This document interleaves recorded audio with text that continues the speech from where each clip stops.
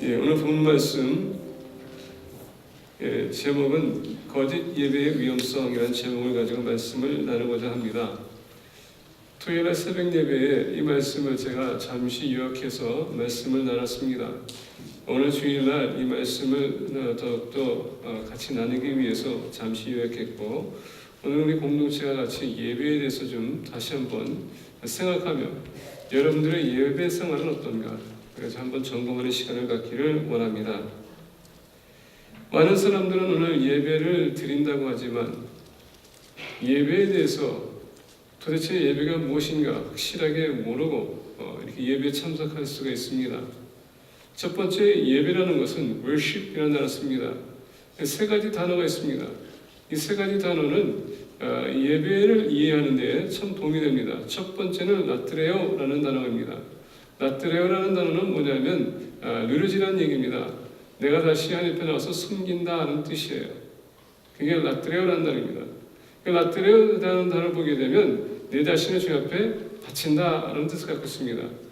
마치 내가 하나님의 산 제물처럼 하나님 앞에 모든 것을 내려놓는다 라는 뜻이에요. 사보마이라는 것은 뭐냐면 예배드리는 데 있어서 짐승을 바친다, offering이라는 뜻입니다. 내가 하나님 앞에 나의 자신을 죽여서 마치 산 제물로 드리는 것처럼 그것을 예배를 드린다는 얘기입니다. 또 스토리가 있어요. 그것은 뭐냐, 서비스하는 것입니다. 섬긴다는 얘기죠. 대제사장이 또는 제사장이 지성소에 들어가기 전에 먼저 그들이 갖춰야 될 형식이 있습니다. 그것은 뭐냐, 하나님을 섬기기 위해서 먼저 자기 자신이 정결해져야 됩니다. 그렇게 하기 위해서는 죄에 대해서 또는 화목하기 위해서, 섬김을 위해서 제물을 바치는 것이 있습니다.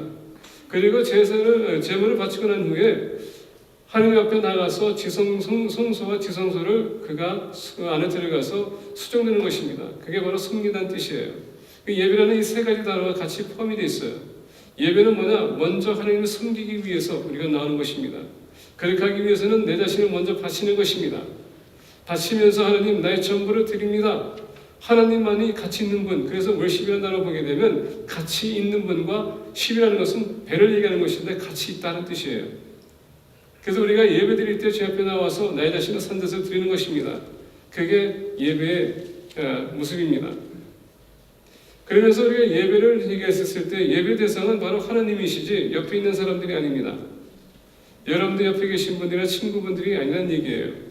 예배만큼은 여러분들의 마음과 뜻과 정성을 다해서 하나님에게 포커스하는 것이지 옆에 있는 사람에게 포커스하는 것이 아닙니다. 그리고 더 나아가서 예배를 드릴 때 예배는 하나님이 포커스이기 때문에 이 주보를 여러분 보는 시간이 아니에요. 그리고 주보를 보면서 낙서하는 시간이 아닙니다. 물론 메모는 할 수 있겠죠. 근데 오늘 뭐 오타가 있다는지 오늘 예배 이런 것도 있었네, 이런 광고 이런 거 보는 게 아니라, 옛날에 제가 섬기던 교회 보게 되면 그때 한 가지 실수했던 거 있었어요. 우리 재직들이 거기에다가 신문을 갖다 놨습니다. 신문을 주일날 가져와서 신문을 읽고 있어요, 예배 시간에. 그런 사람도 있습니다. 그건 예배가 될 수가 없습니다. 그는 하나님을 바르게 이해를 못했고 하나님을 알지 못했고 하나님과 관계가 없기 때문에 세상적인 방법으로 사람들 따라와서 그냥 시간을 때우는 것, 이게 예배를 그들은 예배했었습니다. 예배는 나와 하나님의 만남의 시간, 그게 예배이고, 더 나아가서 예배는 하나님의 말씀을 듣는 시간과 예배를 통하여서 하나님께서 나에게 무슨 말씀을 할 것인가, 그것을 내가 듣고 깨우침받는 시간입니다. 왜? 그 말씀을 들고 세상에 나갈 때에 여러분의 삶의 예배는 뭔지 아십니까? 우리가 산제사를 드려야 된다고 하는데 이 문 바깥에 나가는 순간서부터 예배의 시작입니다. 말씀을 듣는 것을, 그것을 내가 듣고 이제 실천하는 것이 섬기는 것이에요. 그게 예배입니다. 하나님을 위해서 섬기는 것입니다. 내 자신을 희생하는 거예요. 봉사하는 것입니다. 그게 예배예요. 그래서 예배는 그냥 주일에 한 번 나오고 수요일에 한 번 나오고 아니면 금요일에 나오는 것이 아니라, 예배는 우리의 삶에 24시간 매일 365일 드려져야 된다는 얘기입니다. 근데 가장 중요한 게 뭐냐면 예배를 드릴 때에 하나님의 음성을 들어야 되는 것입니다. 목회자가 이 자리에 쓴 이유는 말씀을 통하여서 여러분들에게 하나님의 말씀을 선포하는 것입니다. 근데 또한 저도 마찬가지로 하나님 말씀 선포할 때는 내 생각이나 내 지식을 가지고 말씀 선포하는 것이 아니라 저 또한 기도하면서 말씀을 연구하면서 하나님의 조명을 받는 것입니다. 내 자신 성령님께서 그 말씀을 저에게 주시는 것이에요. 그것을 선포할 때에 여러분들 기분 좋든 나쁘든 그게 중요한 것이 아니라 하나님의 말씀이기 때문에 그것을 받아들이는 것입니다. 그리고 만약에 내가 고칠 것이 있다면 고치는 것이고, 내가 잘하고 있다면 그 점검하는 것이고, 그리고 더 잘할 수 있도록 내가 그 말씀에 비춰보는 것입니다. 그 예배가 이루어지지 않는다면 모든 예배는 실패작이 됩니다. 하나님께서 받을 수 있는 그런 예배가 아니라 여러분들이 만족시켰던 예배고요, 여러분들 스스로가 흠모할 것이고 여러분 스스로가 즐거워할 것이고 그냥 떠나는 것이 예배입니다. 근데 거기는 아무런 영적인 의미도 없고 영적 은혜도 없고 더 나아가서 나에게 아무런 도전이 없다는 것입니다. 그래서 어떤 분들은 그런 얘기합니다. 오늘 예배 보러 간다고. 예, 그 단어부터 바꿔야 될 것 같습니다.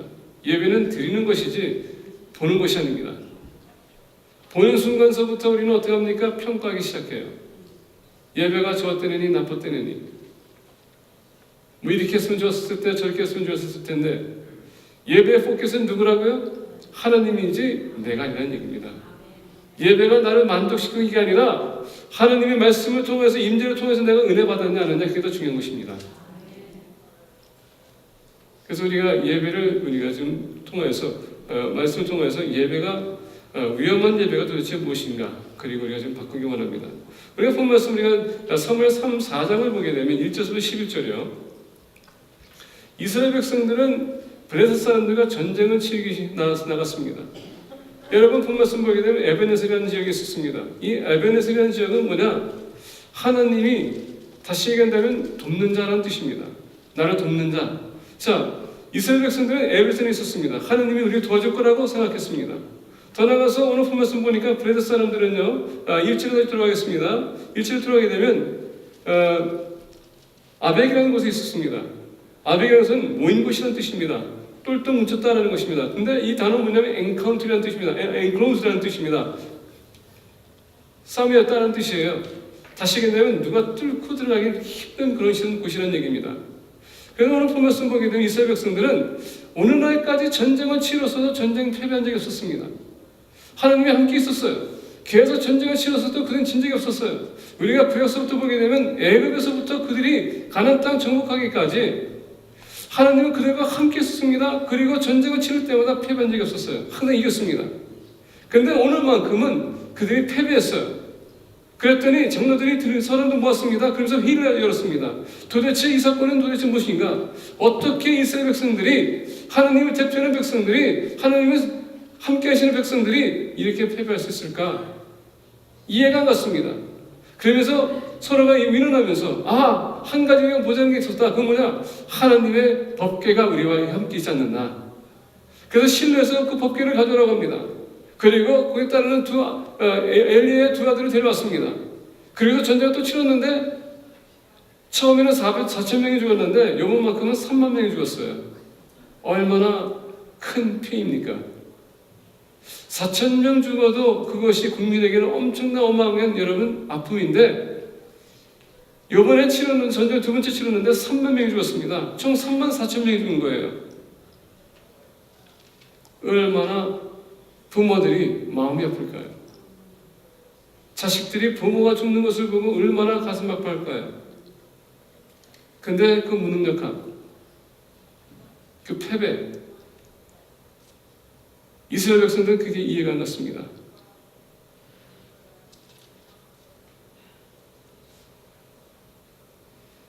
근데 하나님은 오늘 본 말씀 우리에게 가르치는 진리가 있습니다.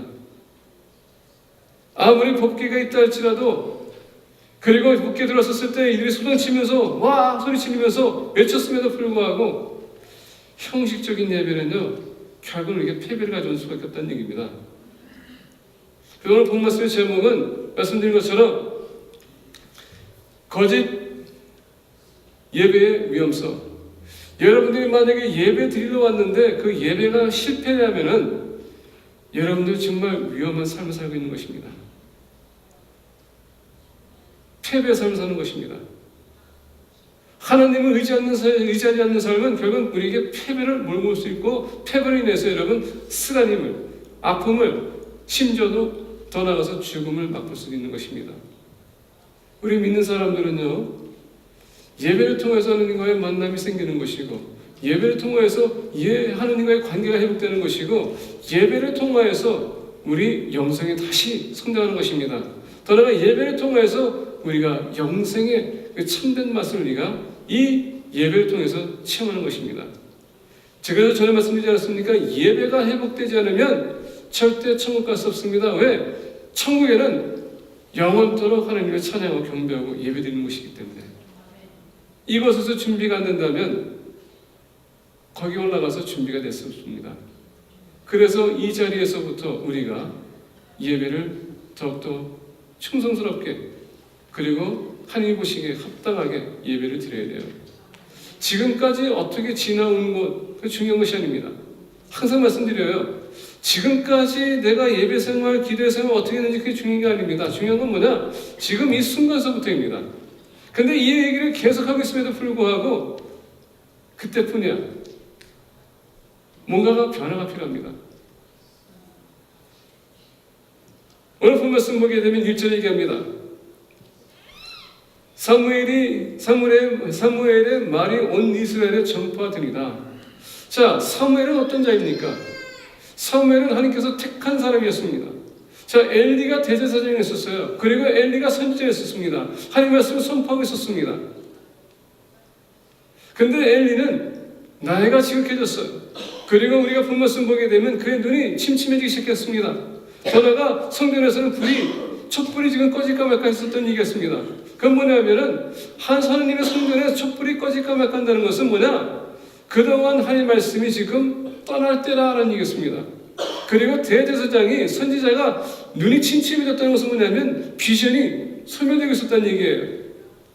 하나님의 백성이 비전이 없으면, 하나님 말씀을 들리지 못하면 그 사람의 인생은 여러분 끝난 것입니다. 그래서 우리가 3장 보게 되면 엘리가 그의 두 아들이 죄를 짓고 있었음에도 불구하고 거기에 대해서 하나님께서는 계속 경고를 하는데 듣지 않습니다.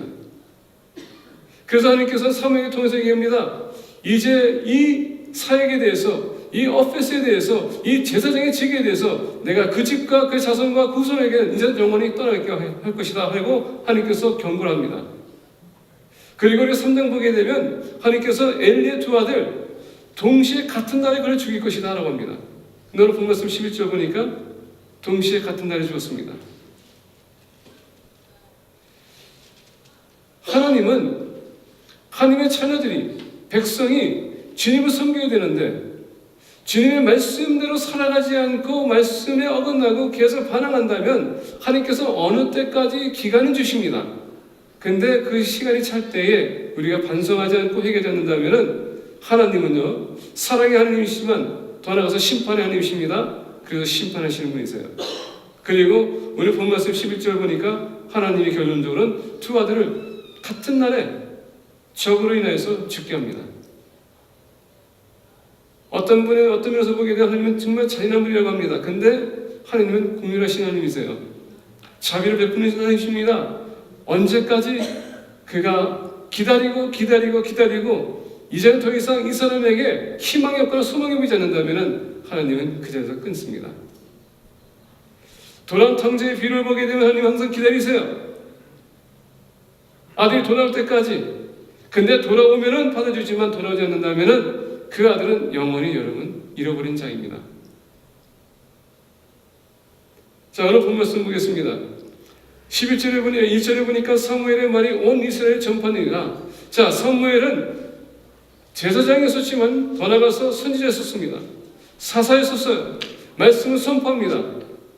자, 말씀을 선포하는데 이스라엘 백성들이 그 말씀을 듣고 있습니다. 우리가 사무엘상 3장 19절부터 21절 보게 되면 이런 말씀이 있습니다. 사무엘이 자라매 여호와께서 그와 함께 계셔서 그의 말이 하나도 땅에 떨어지지 않게 하시니. 자, 사무엘이 자라매 여호와께서 그와 함께 계셔서 그의 말이 하나도 땅에 떨어지지 않도록 하나님께서는 사무엘에게 말씀을 선포하되 그가 이해할 수 있도록 그것을 삶에 실천할 수 있도록 그대로 하나님께서 선포하십니다. 그리고 사무엘은요, 반면에 그 말씀을 다 사모하고 그것을 받아들입니다.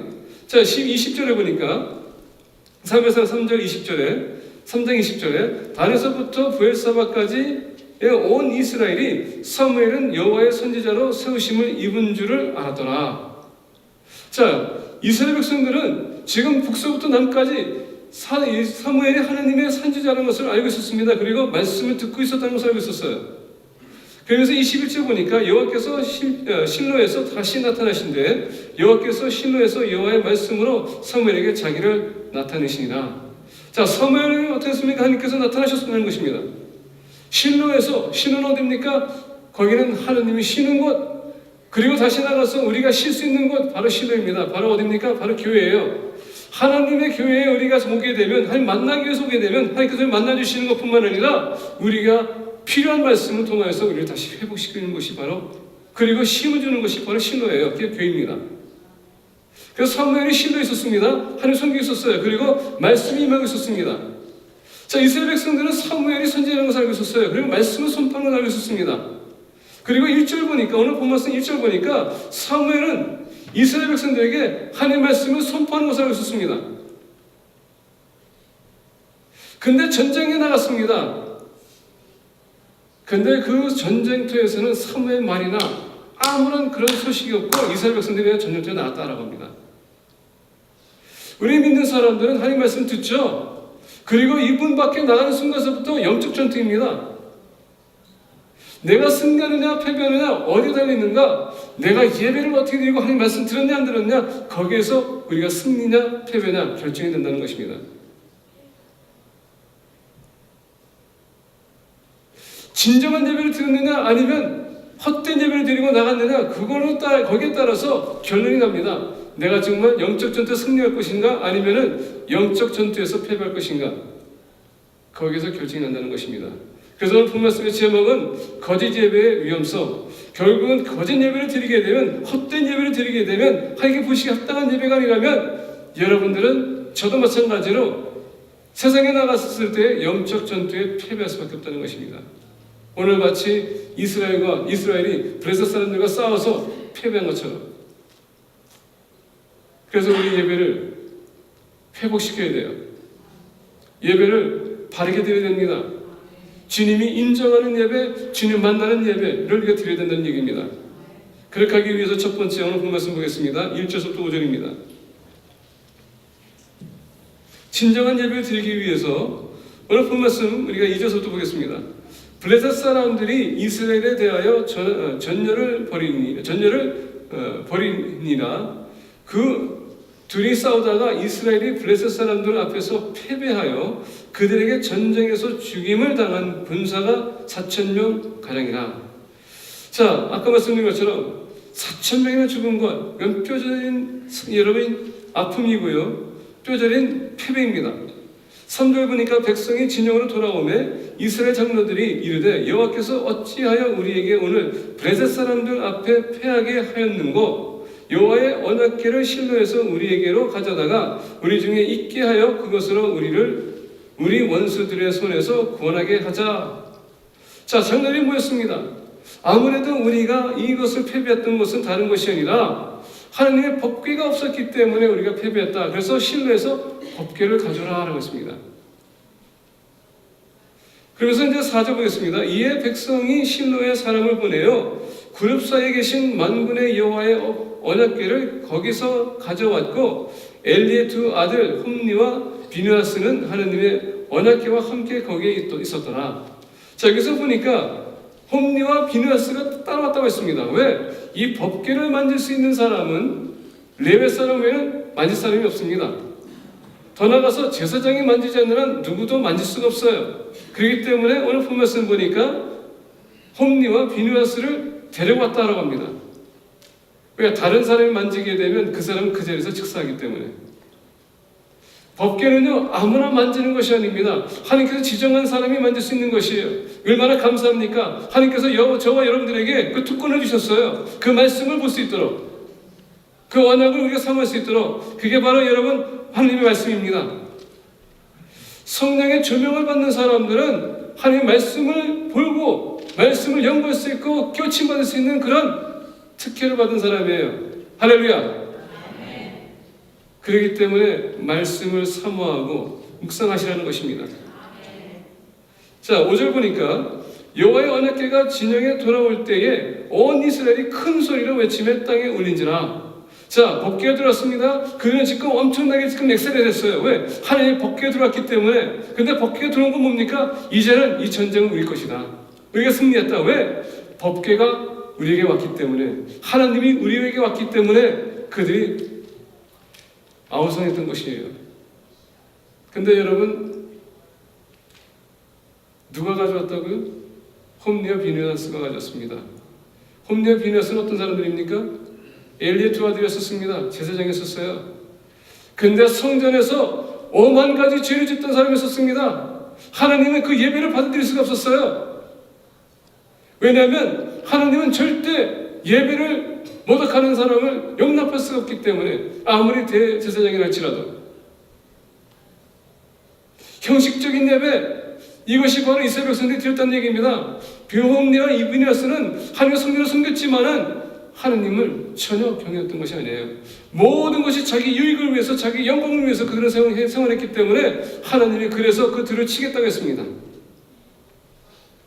오늘 우리가 예배를 나와도 하나님을 우리가 만나고 하나님 앞에 여러분 영광 돌려야 되는데, 그게 아니라 내 영광을 위해서 교회를 나왔다면은 그 예배는 실패작이라는 것입니다. 그래서 첫 번째, 우리가 예배를 회복하기 위해서는 형식적 예배를 벗어나야 된다는 얘기입니다. 찬양할 때에 오늘 우리 전사님께, 우리 공무사님께서 찬양을 아주 아름답게 하셨습니다. 근데 여러분 그 찬양 가사를 한번 읽어보셨습니까? 그 가사를 여러분 읽으시면서 찬양할 때에 여러분들의 마음이 그 가사를 향해서 어떤 마음을 가졌습니까? 아니면 그냥 무슨 저 목사님이 손 크게 이렇게 하라고 해서 이렇게 했습니까? 예배를 드리는 데 있어서 그 가사에 대한 그 의미도 모르면서 찬양했다는 것은 그건 여러분 형식적인 거예요. 모든 사람 박자에 맞춰서 여러분 손칠 수 있어요. 박자에 맞춰서 움직일 수 있습니다. 근데 거기에는 하나님을 경배하는 것과 거기에 대한 여러분 예배는 그런 마음이 없다면 그건 형식적인 거예요. 예배도 마찬가지입니다. 여러분 오셔서 말씀 봅니다. 말씀 듣고 있어요. 근데 말씀 듣고 있음에도 불구하고 다른 생각이 있다면 그것도 형식적인 겁니다. 들림입니다. 이런 문제들이 결국은 패배적인 삶으로 우리 이끌어가는 것입니다. 홈리와 비느하스, 법궤 왔습니다. 아우성했습니다. 잘못된 지도자들 앞에서, 잘못된 가르침으로 의해서 여러분 와 할 수 있어요. 근데 그들은 하나님을 경배하지 않았습니다. 진정한 마음이 없었다는 얘기예요. 그래서 형식적인 예배를 벗어나기 위해선 우리의 마음이 거기 있어야 된다는 얘기예요. 말씀을 듣거나 찬양을 하거나 기도할 때 마음이 거기 있어야 됩니다. 하나님을 향한 마음, 만나고 싶어하는 그 마음이 없다면 모든 것은 다 형식이에요.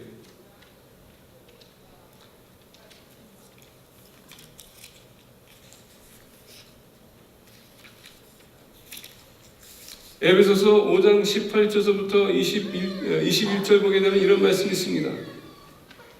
술 취하지 말라. 이는 방탕한 것이니 오직 성령으로 충만함을 받으라. 시와 찬송과 신령한 노래들로 서로 화답하며 너희의 마음으로 주께 노래하며 찬송하며. 여러분 잘 들으세요. 찬양할 수 있습니다. 근데 마음이 거기 포함하지 않는다면 그것은 그냥 형식적인 입벌림입니다. 세상 사람들과 똑같은 거예요. 이런 세상 사람들도요, 찬양할 때 여러분 가사에 따라서 움직입니다. 근데 우리 믿는 사람들은 우리가 도와야 되지 않겠습니까? 하나님을 찬양하는데. 그래서 또 보겠습니다. 범사에 우리 주 예수 그리스도의 이름으로 항상 아버지 하나님께 감사하며 그리스도를 경외함으로 피차 복종하라. 우리가 말씀드린 것처럼 마음이 있는 곳에 모든 것이 가 있습니다. 예배도 마음이 있으면 그 예배가 가 있는 것이고, 여러분 예배가 마음이 간다면 하나님이 가 있는 것입니다. 그런 예배가 형식적인 예배를 벗어나게 하는 것입니다.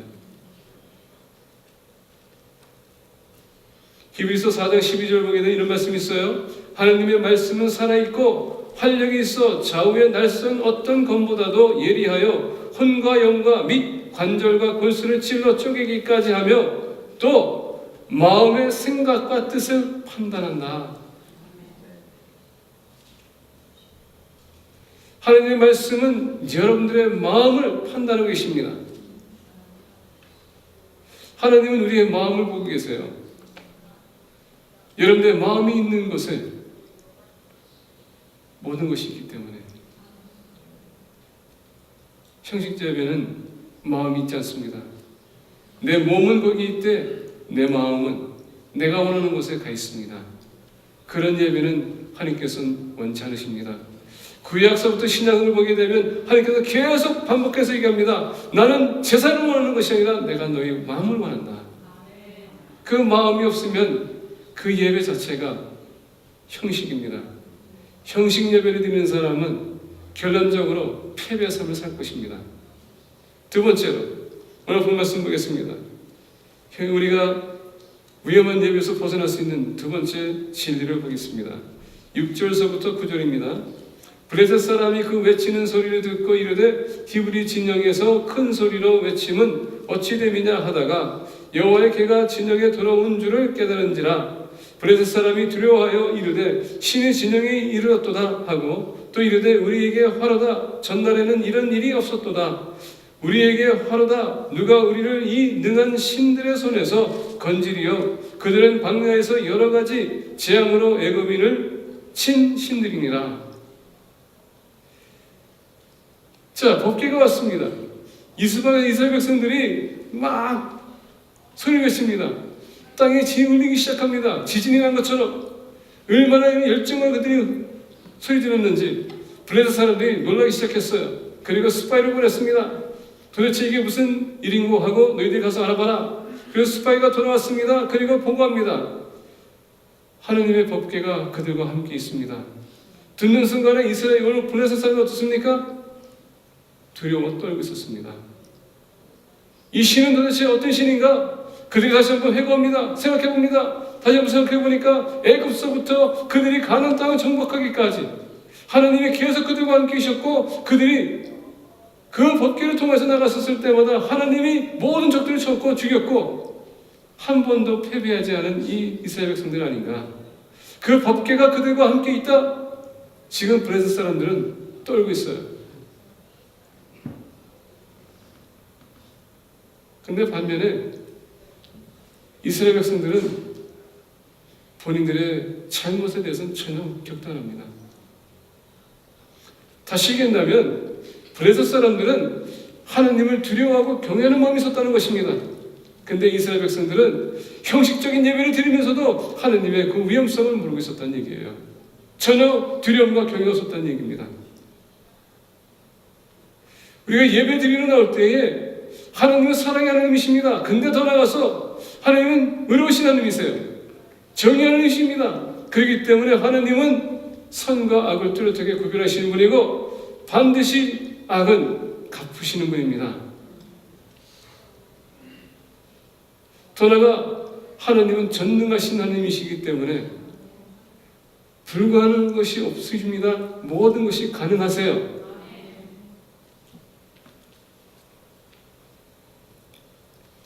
우리가 시편 33편 18절에 보면 이런 말씀이 있습니다. 여호와는 그를 경외하는 자 곧 그의 인자심을 바라는 자를 살피사. 누구를 살피신다고요? 경외하는 자. Those who fear the Lord. Behold, the eye of the Lord is on those who fear Him. 경외하는 자에게 하나님의 눈은 포커스한다고 합니다. 그러면서 보겠습니다. On those who hope for His loving kindness. 자비를 구하는 자에게 하나님께서는 항상 계신다. 살피신다. 하나님을 경외하지 않았기 때문에 하나님은 그들을 패배하도록 두신 것입니다. 예배드리러 나올 때엔 여러분 우리의 포커스는 누구라고요? 하나님이십니다. 우리의 친구라고 우리를 사랑하신다고 하지만은 더 나아가서 전능하신 하나님이시고 창조하는 하나님이시고 심판의 하나님이세요. 그렇기 때문에 하나님 앞에 나올 때마다 내 자신을 다시 한번 점검하는 것입니다. 혹 내한테 죄가 있는가 없는가 점검하는 것이에요. 왜? 하나님은 사랑의 하나님이시지만 더 나아가서 심판의 하나님이시기 때문에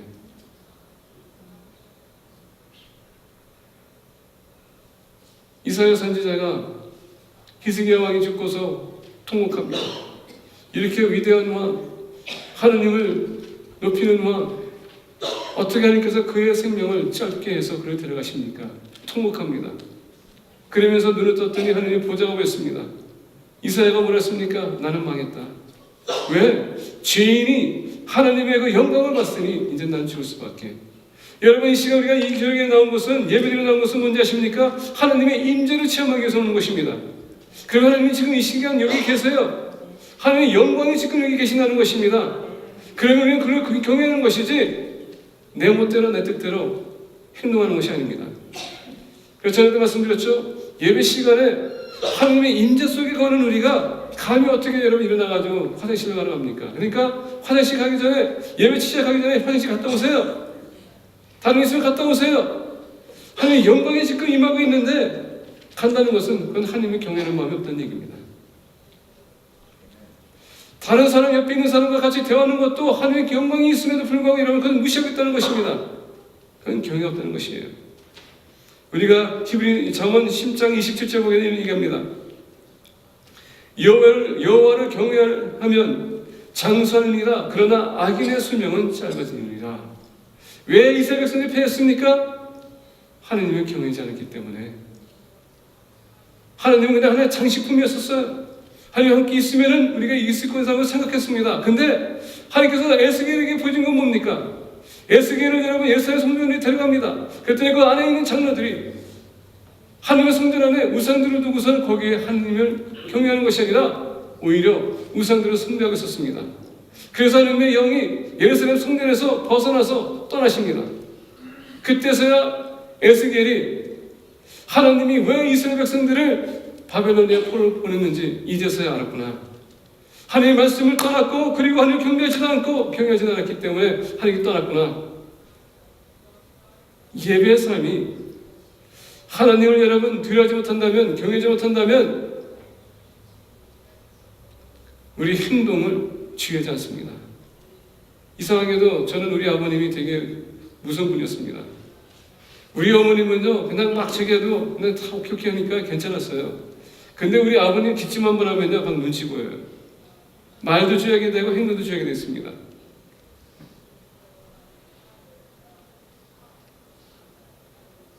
왜? 아버님의 권위가 있기 때문에, 가장이기 때문에, 리더십이 있기 때문에. 그게 바로 하나님의 모습이에요. 자식답게 행동하지만은 그럼에도 불구하고 하나님은 전능하신 하나님이시기 때문에 우리는 항상 엄숙한 마음을 가지고 나오는 것입니다. 우리가 거짓 예배의 위험성을 벗어나기 위해서 두 번째, 하나님을 경외함을 회복해야 된다는 얘기예요. 나오실 때마다 하나님이 여기 계시구나 두렵고 떨리는 마음으로 우리가 나오는 것입니다. 블레셋 사람은 그것을 알고 있었어요. 애굽에서 나왔던 이스라엘 백성들, 하나님이 함께 계속 있었는데 한 번도 패배하지 않는데 그분이 거기 계시는구나. 오히려 여러분 적들은 하나님을 경외하고 있었는데 이스라엘 백성들은 오히려 방탕한 삶을 살고 있었어요. 형식적인 삶. 결론적으로 여러분 경외를 떨쳐버리게 하고 교만하게 우리를 만들 수밖에 없다는 것입니다. 세 번째로 거짓 예배의 위험성에서 벗어나기 위해서 본 말씀 10절과 11절을 보겠습니다. 블레셋 사람들이 쳤더니 이스라엘이 패하여 각기 장막으로 도망하였고 살육이 심히 커서 이스라엘 보병에 엎드려진 자가 3만 명이었으며 하나님의 괴는 빼앗겼고 엘리의 두 아들 홈니와 비느하스는 죽임을 당하였더라.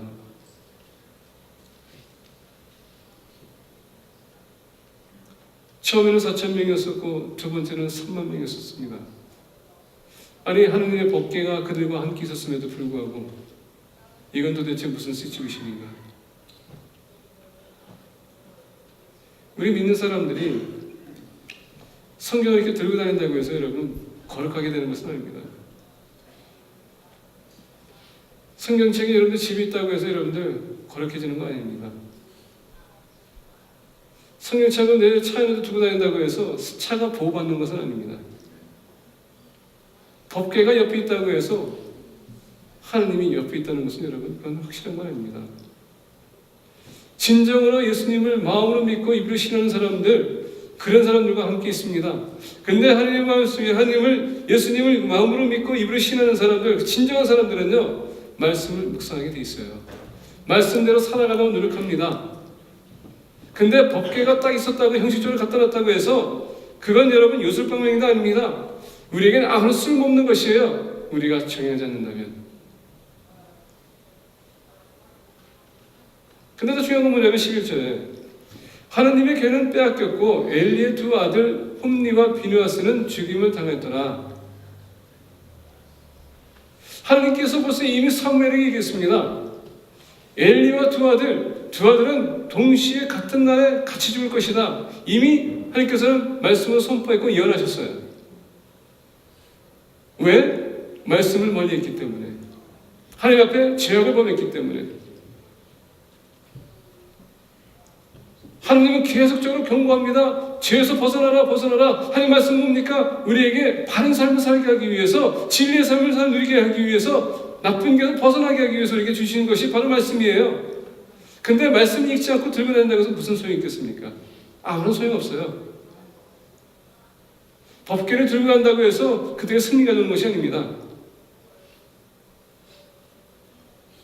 말라기 3장 5절 보게 되면 이런 말씀이 있습니다.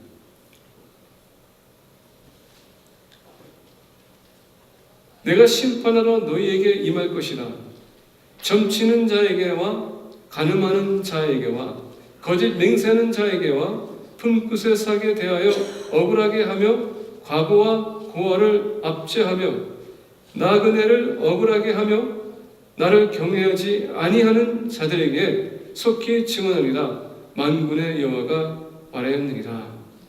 내가 심판하러 너에게 임할 것이라. 어떤 자들에게 계속 범한 죄를 지는 자들, 더 나아가서 나를 경외하지 아니하는 자들, 하나님께서 심판하신다고 했습니다. 말씀은 뭐라고요? 죄에서 벗어나게 하는 것이고, 말씀은 하나님은 어떤 분인가 우리에게 알려주시는 것이고, 말씀을 하나님 알게 한다면 당연히 하나님을 경외해야 되겠죠. 그런 사람들을 위해서 말씀 주신 것입니다. 왜? 그래야지만 믿는 사람들이 바르게 살고 바른 행동을 하고 바른 삶을 통하여서 우리에게 은혜를 끼치고 영적 전투에서 승리할 수 있는 것이고, 근데 말씀을 형식적으로 들고 다닌다면 나에겐 아무런 도움이 없어요. 그건 하나님의 여러분 모독하는 것입니다. 기독교인이라고 하면서 겉으로는 기독교인이지만 세상에 오만 가지 죄는 다 짓는 것, 이런 사람들 하나님께서 심판하십니다. 그게 바로 오늘 본 말씀의 이스라엘 백성들의 결과였습니다. 하나님을 멀리하고 죄악에 빠지고 그리고 경외하지 않는 그 대가, 말씀을 멀리했던 대가. 왜냐하면 사무엘이 계속 말씀하고 있었고 그들은 들었습니다. 그리고 그냥 알고 있었어요. 이스라엘은 선지자가 있었다. 그게 바로 사무엘이다. 다시 1절로 돌아가겠습니다. 사무엘의 말이 온 이스라엘에 전파되니라. 근데 이스라엘 백성들은 그 말씀을 듣지 않고 오히려 자기의 뜻대로 행하면 되는, 마음 느끼는 대로 행동한 결과 패배를 가져왔어요. 세 번째, 거짓된 예배의 위험성을 벗어나기 위해서 하나님의 징계를 두려야 되는 것입니다. 우리가 하나님의 말씀 들으면 하나님의 징계가 기록되어 있어요. 말씀대로 사는 것과 말씀대로 살지 않으면 거기에 따르는 하나님의 징벌이 있다는 것입니다. 우리는 그것을 기억하게 되면 바른 삶을 살 수밖에 없습니다. 말씀을 붙을 수밖에 없어요. 그리고 예배 나오게 되면 그 말씀을 사모할 수밖에 없습니다. 왜? 그 말씀을 들음으로써 내가 그 말씀을 살아가야 되기 때문에. 그런 사람들이 예배를 성공적으로 하는 것이고 돌아가는 것입니다. 앞으로 예배 드리실 때에는 여러분 형식으로 예배 드리지 마십시오. 그건 여러분의 무덤을 파는 것입니다. 앞으로 예배를 드리실 때에는 두렵고 떨리는 마음, 두려움과 경외는 하느님을 경외하는 마음을 가지고 예배를 드리시기 바랍니다. 그럴 때 하느님의 그 성품을 우리가 이해하는 것입니다. 세 번째로 하나님의 징계를 두려워하는 예배를 드리라는 것입니다. 왜? 말씀을 내가 듣는 순간에 하나님 벌써 말씀하십니다. 너 이렇게 살아라. 아니면 거기에 따른 대가를 치를 것이다. 우리가 대가를 치는 여러분 하나님의 징계를 받지 않기 위해서는 그만큼 더 말씀에 집중하겠죠. 그리고 그 말씀대로 살아가려고 노력하겠죠. 그러면 여러분이 그 말씀을 선포한다면 하나님이 그 말씀을 주세요. 그게 성공적인 예배입니다. 그 예배는 하나님의 임재하심을 체험하는 것입니다. 사무엘 3장 우리가 아까 말씀드린 것처럼 21절에 하나님께서 실로에서 다시 나타나시되 여호와께서 실로에서 하나님의 말씀으로 사무엘에게 자기를 나타내시니라. 이 시간 주님께서 나타나셨습니다. 그리고 말씀하셨어요. 우리의 거기에 대한 보답은 사무엘 3장 19절에서 말씀한 것처럼 사무엘이 자라매 여호와께서 그와 함께 계셔서 그의 말이 하나도 땅에 떨어지지 않게 하시니, 땅에 떨어지게 하는 것이 아니라 우리는 그 말씀을 받들어서 세상에 나가서 적용할 때에 주님이 주시고자 하는 그 놀라운 축복과 은혜, 그 복을 누리면서 더 나아가 영적 전투를 승리하는 공동체가 되기를 예수 그리스도의 이름으로 축복합니다. 기도하겠습니다.